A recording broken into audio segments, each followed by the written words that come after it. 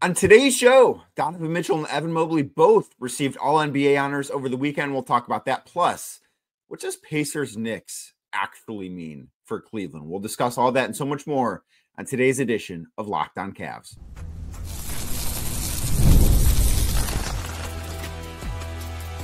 You are Locked On Cavs, your daily Cleveland Cavaliers podcast. Part of the Locked On Podcast Network, your team every day.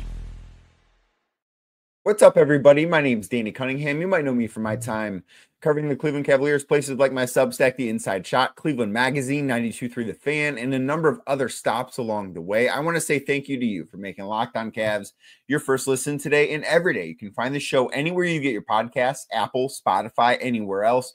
Drop us a 5-star rating. Leave us a nice review. Be a friend. Tell a friend about Locked On Cavs. Make sure you're subscribed. Make sure a friend is subscribed as well. And if you're watching the show on YouTube, do me a favor. Hit that thumbs up button as we get started here. Click subscribe and hit that notification bell so you don't miss the latest Locked On Cavs content. A proud part of the Locked On Podcast Network, your team every day. Over the weekend, Donovan Mitchell was named first-team All-NBA for the first time in his career. It's the second All-NBA mention he's gotten in his career.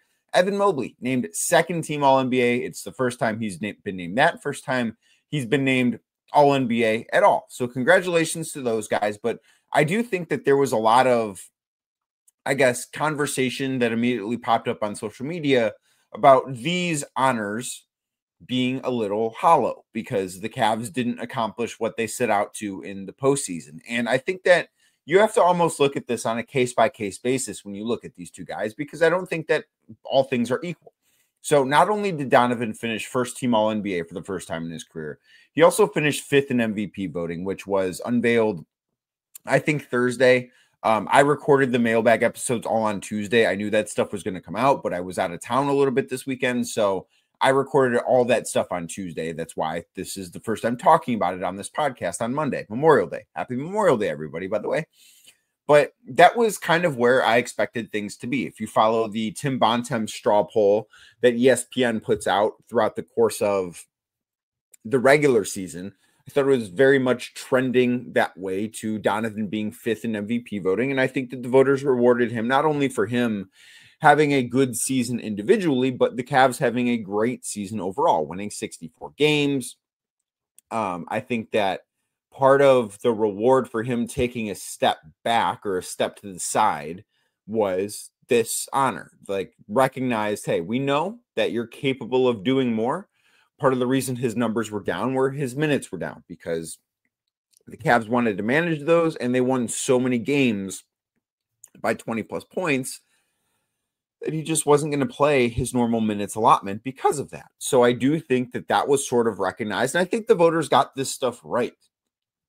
Like, I don't look at this and say, oh man, the Cavs were really over rewarded for their regular season, because these awards are just that. They're regular season awards. Now, do they ring hollow because the Cavs flamed out in the second round of the playoffs and lost in 5 games for the second year in a row?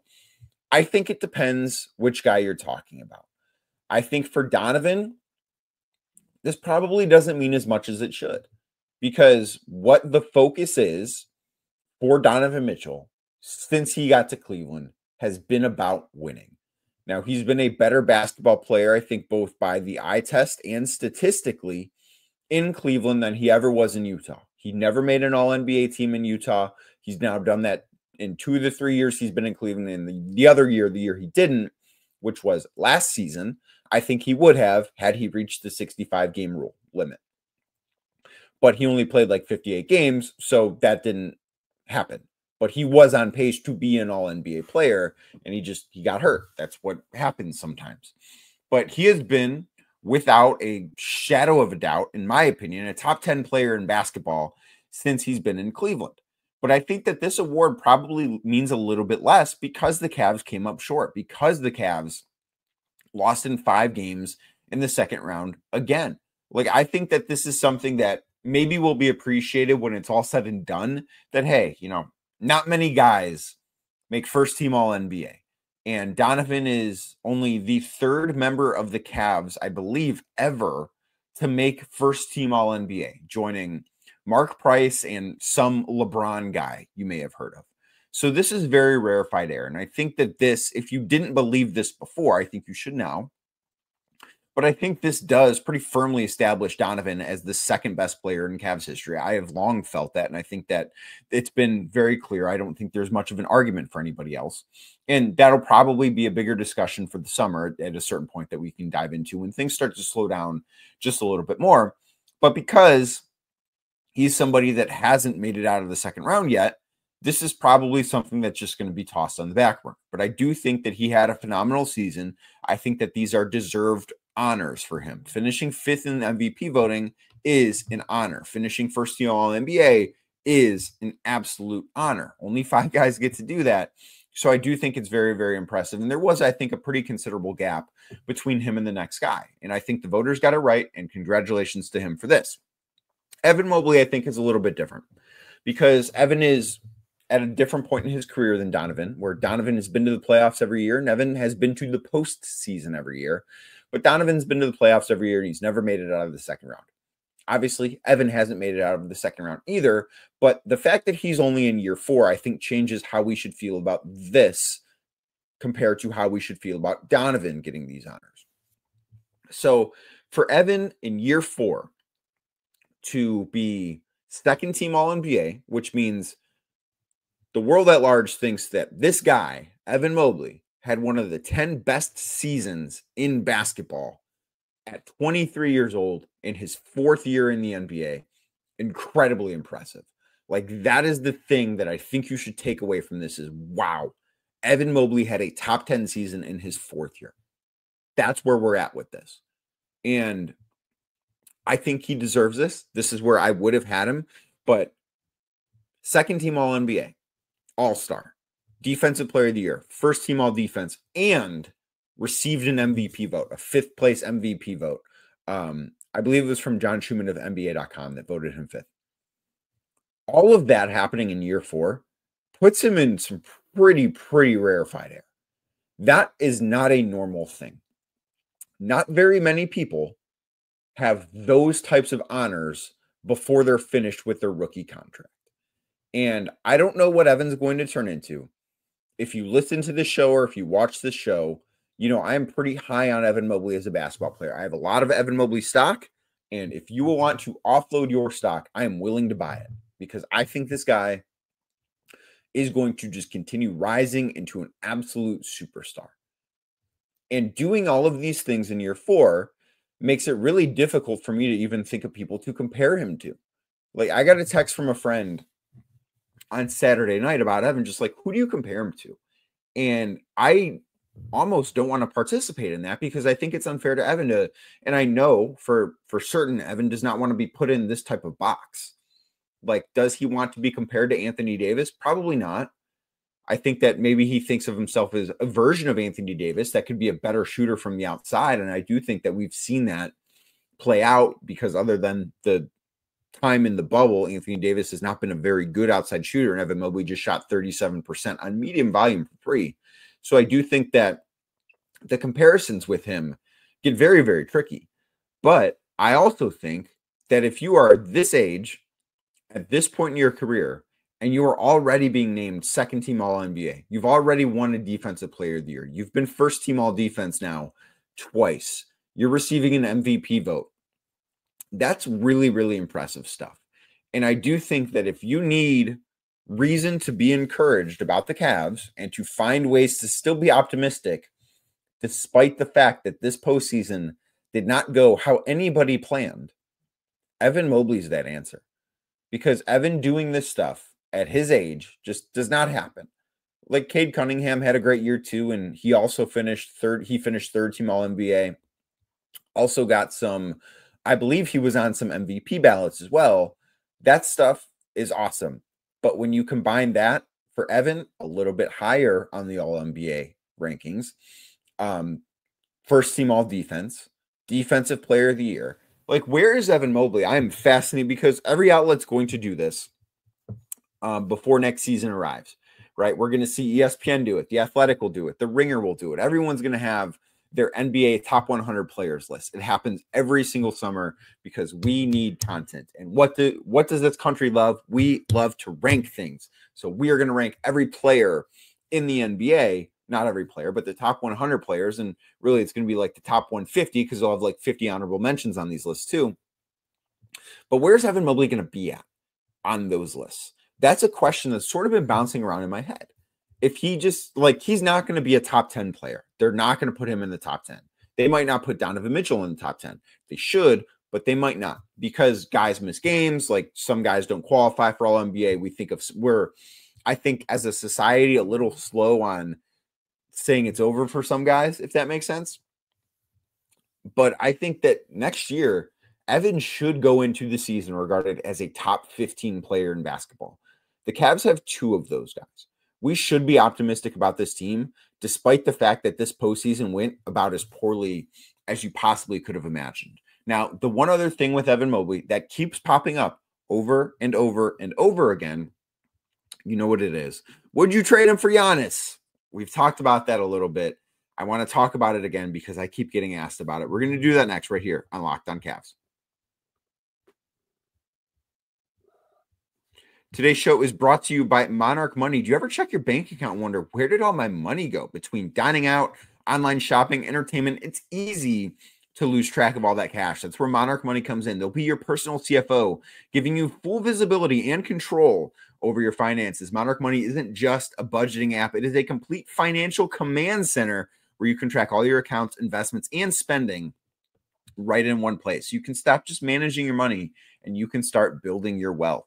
Instead of juggling multiple apps, you can use Monarch to check your finances, track spending, and even plan for those long-term goals that I know you have. If that's not all-in-one convenience, I don't know what is. Plus, it's very easy to collaborate with your partner because managing money with someone else is smoother than ever. You can track shared and personal accounts, set goals, and stay on the same page without all of the stress. So take control of your finances with Monarch Money.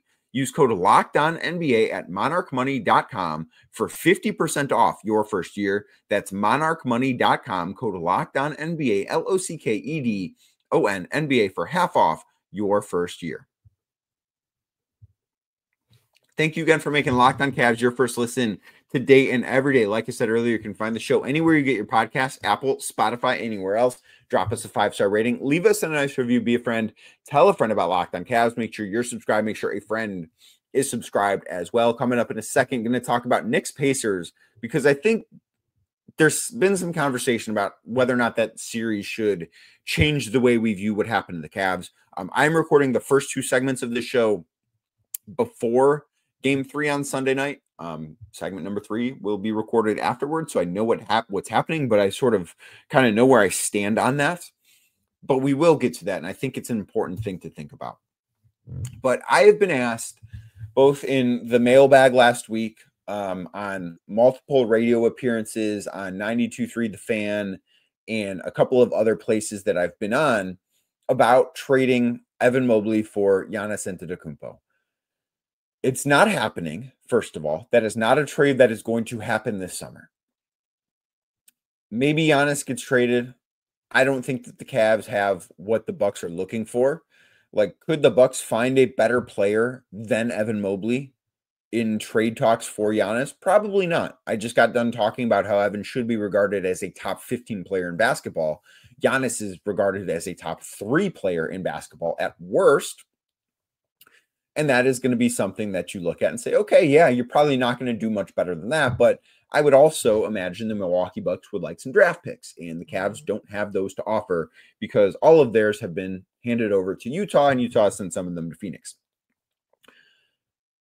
This is something that is not going to happen. And like in a vacuum, you look at it and say, would you rather have Giannis or Evan Mobley? And I just got done saying a lot of really nice things about Evan Mobley, but Giannis is a top 3 player in basketball. Yes, he's 30 years old. I don't know how well his game is going to age, but for the immediate future, Giannis is going to be a better basketball player than Evan Mobley, certainly on the offensive end. How long will that last? I don't know. Giannis has won multiple MVP awards. There's no guarantee that Evan Mobley is ever a top 5 player in basketball. I think he can get there, but there's no guarantee that's going to happen. And in a vacuum, it's like, yeah, would love that. But we don't live in a vacuum. We live in the real world. And the constraints of the new collective bargaining agreement mean that if the Cavs were to make this trade, they would have to trade Evan and some other stuff to Milwaukee to make the money equal in order to make this work. Because the Cavs are operating as a second apron team, in order for them to trade multiple things, multiple contracts, multiple players in one deal, they have to finish that deal under the second apron. When that happens, you have to also then stay under the second apron. If you do a deal like that, where you start in the second apron and you combine contracts, it's called aggregating deals. When you aggregate deals in a trade, you then become hard capped at that second apron line. So not only would the Cavs have to find a way to trade stuff that shaves a bunch of money off of their books while acquiring Giannis, they would have to be so far below that line to where they could fill out the rest of the roster.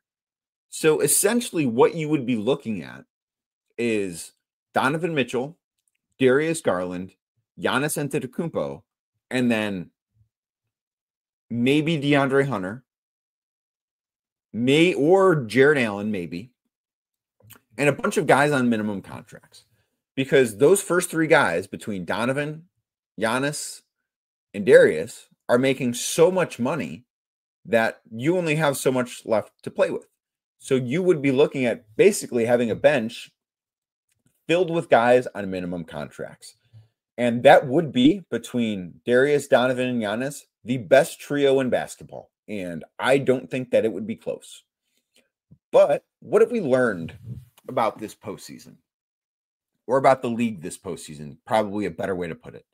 Depth matters. Depth matters a lot. One of the areas where I was wrong about the Cavs is I thought they had more depth than anybody this side of Oklahoma City. I thought that they would win that series against the Pacers because of how strong their depth was. And maybe if they were healthy, that depth would have looked better because it wouldn't have been playing out of place. And that's a different conversation for a different day.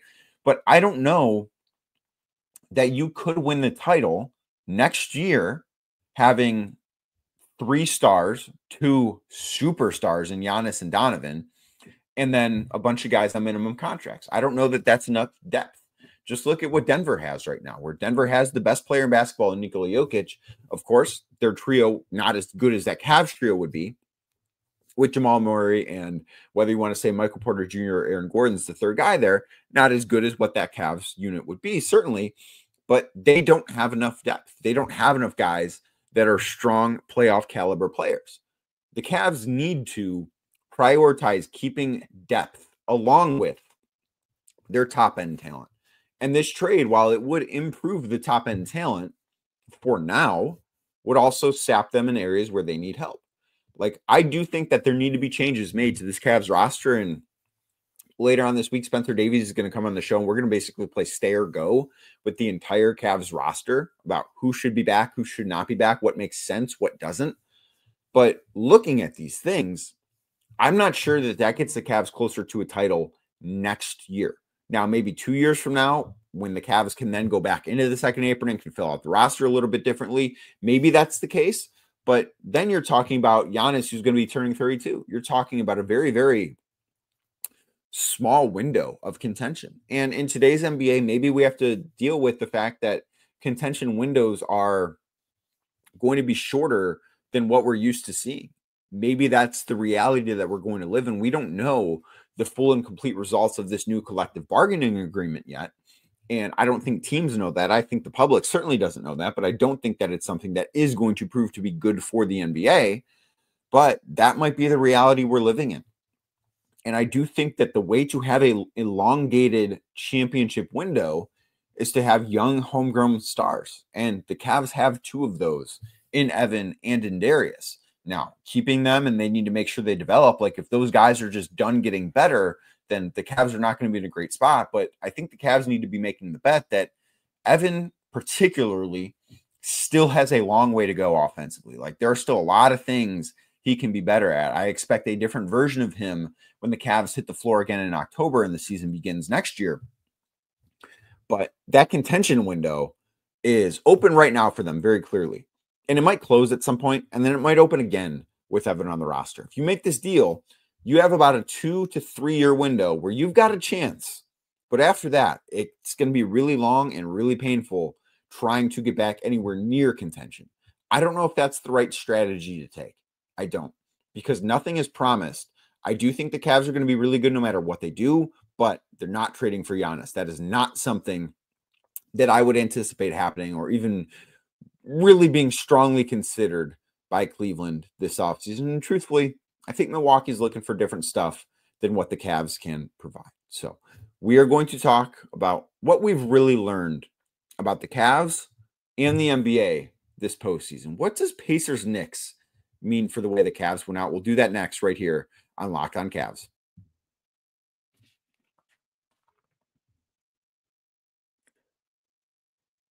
Thank you again for making Locked On Cavs your first listen today and every day. Like I said earlier, you can find the show on YouTube. And if you're watching right now, do me a favor, hit that thumbs up button for me.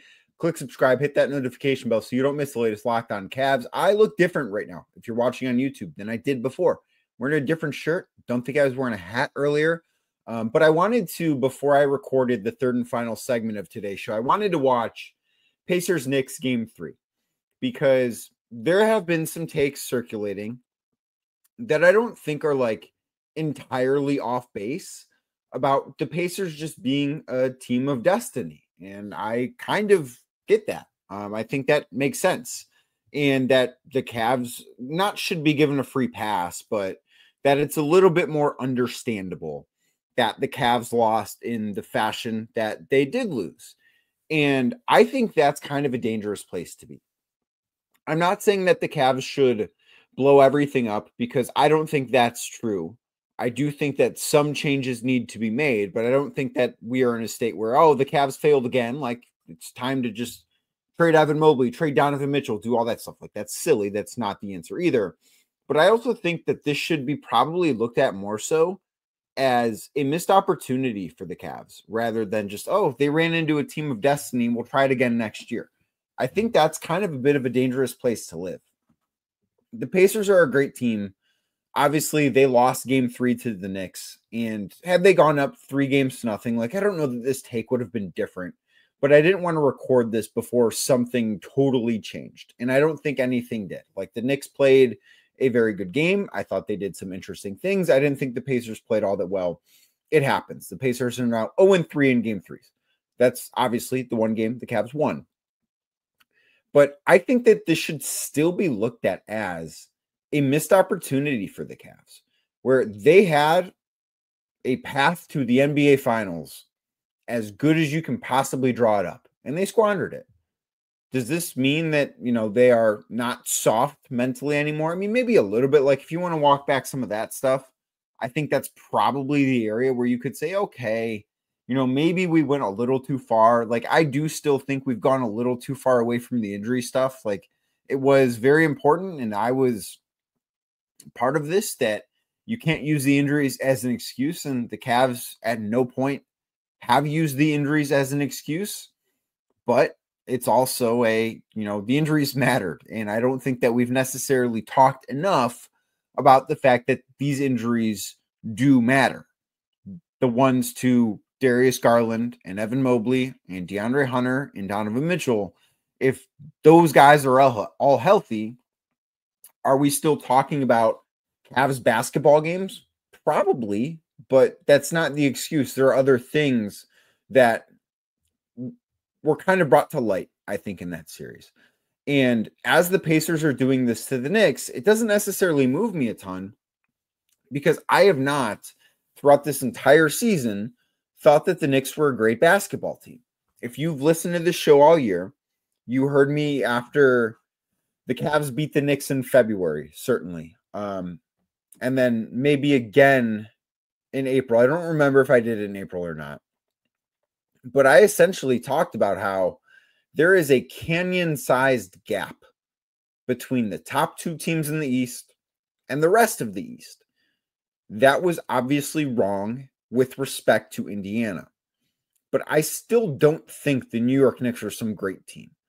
I think that the Pacers are beating a team right now that is not as good as the Cavs. I think the Knicks got there in part because they ran into a Boston Celtics team that, just like the Cavs, not using injuries as an excuse, should not be using injuries as an excuse, but their second best player needs knee surgery, and Jaylen Brown, most likely. Kristaps Porzingis was not Kristaps Porzingis dealing with an illness. Jason Tatum tore his Achilles in a game that the Celtics were probably not going to win anyways. But I think all of those little injuries add up. Drew Holiday had been dealing with a hamstring injury.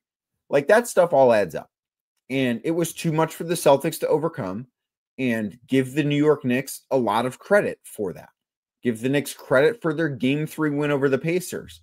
But I do look at this and say, is Indiana doing something right now that makes me think, oh, the Cavs would have lost to New York anyways? No, I don't think so. I don't. I think that the Cavs need to look at this as a gigantic missed opportunity and as a failure, and not as just, oh, the Pacers are a team of destiny. No matter what we would have done, it wouldn't have been enough. That's not true. The Pacers are a great team. The Pacers are not some unbeatable team. I would venture to guess that the NBA Finals are going to get here. The Pacers will be in them. Oklahoma City will be in them. And Oklahoma City will win that series probably in 5 or 6 games, because Oklahoma City will handle their business because they are the best team.